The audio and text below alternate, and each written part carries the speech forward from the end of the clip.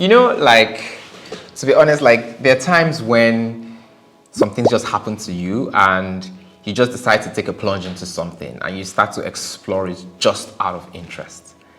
It's that very thing that is inside all of us where we just have interests in certain things, right?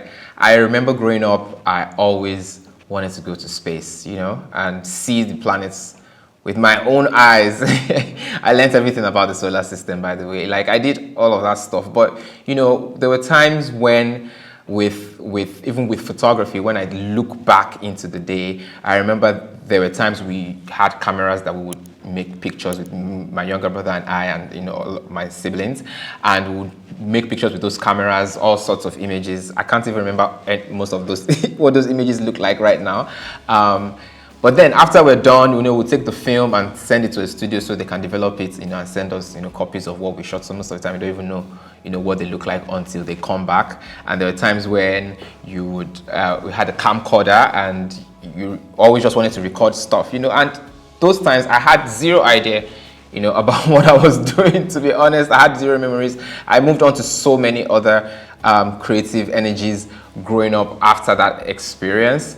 And it wasn't until after uni when I started to see the world, you know, differently. I started to observe how things were, and there was, for me, like a need or like just an innate ginger, you know, like I just wanted to do this, you know, and put this creative energy out there. One of the things that really, you know, hit me then was, you know, you would see a lot of flyers. I would see a lot of flyers. I would see a lot of, you know, creative work, and most of the images that were used on those things then were mostly downloaded from some websites, and obviously didn't look like it was Nigeria or it was even the people. It wasn't relatable.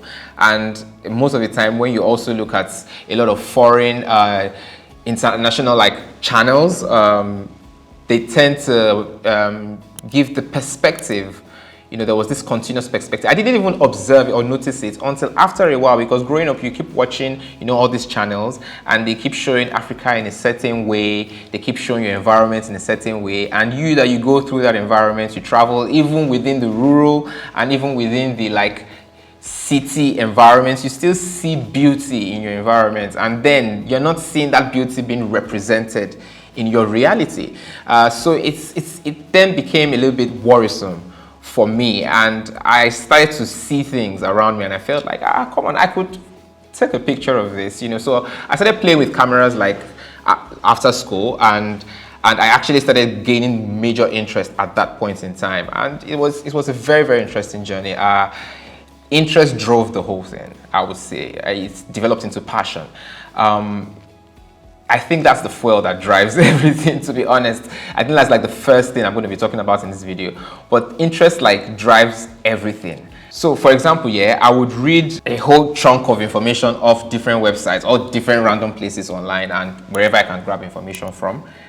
And then I would borrow my friend's camera, which I could use for only maybe the weekend. And I would practice like literally everything I've read, so that I can return the camera back, you know, when the weekend is done. And I was doing that for a really long time, learning photography without a camera and without having any equipment, nothing. I was literally shooting.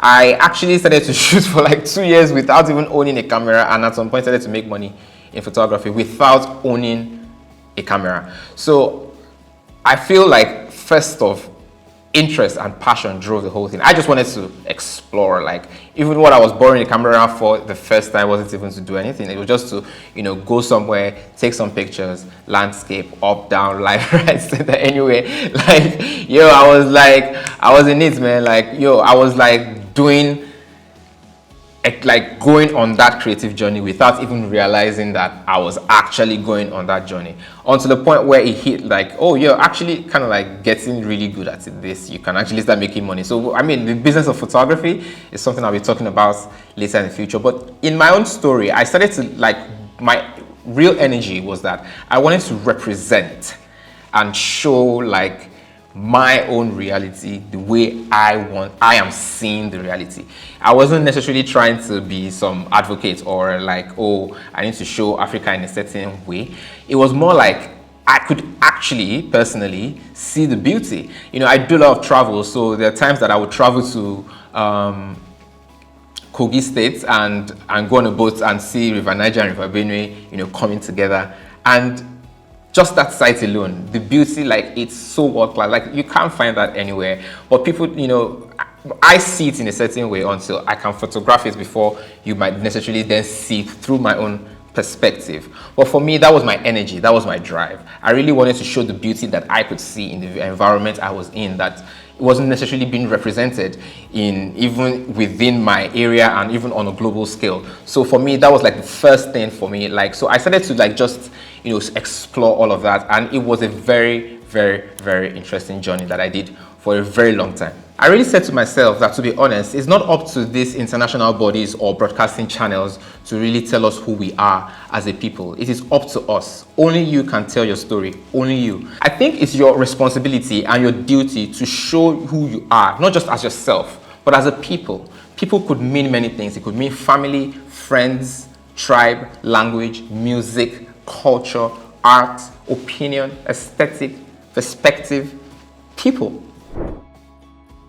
Another thing that like really also motivated me then was that before I left uni, like a couple of years in my second year in uni, we already started to play with Photoshop 7, if I remember very well that time. And then you want to make designs of different random things, and then you would not really see images of what you're looking for, really, because nobody's taking pictures of those things. So it was really like somewhat frustrating, you know, in a sense, and you always wanted to find some of these things and we couldn't get them, but you know, it was what it was, right? So, but after uni, I started to gain a lot more interest, and then I started to borrow a camera, learn for a weekend, read for a bit, and I started borrowing camera. If I had a shoot, I would find a way, either I borrow or I rent or whatever. Like, I would get a camera and get to do what I wanted to do and create that work. And I was, with this little thing I was doing, I was able to like start to create connections with people, start to network and show people that I could actually do this thing, and it was very interesting.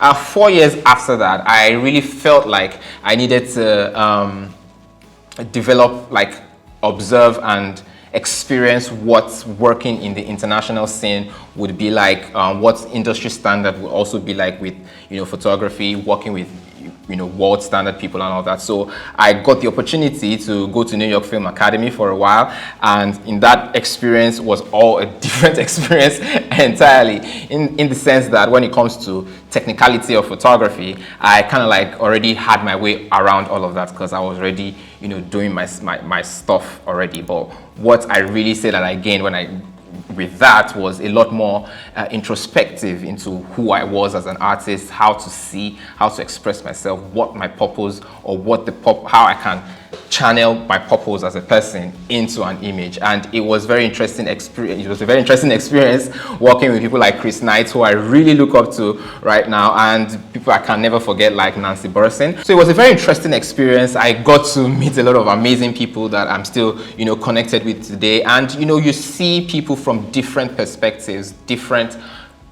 places of the world, you know, and cultures, and see their art and how they merge into it. So it's just a beautiful experience for me. So when I came back, oh my God, yeah, it was very interesting. I just started to shoot, do whatever I could do, and the story goes on and on and on and on and on until now. I'm working on so many projects and so many things like that. Passion drives it all. Regardless of whatever it is you're doing or you're trying to do, it will get hard at some point, regardless of what it is. If you're given a job to pick oranges, it's going to get hard at some point. The only thing that's going to keep you going is the passion and the drive and the interest that you've put, or the value that you've put into it. And that's why I feel is the first step. Your passion, your interest really is what you want to do. You want to explore it. There's nothing wrong with exploring it. Go for it, right? If it's interest, go for it. But at some point, you will then have to decide if, you know, you want to take this to the next level or not.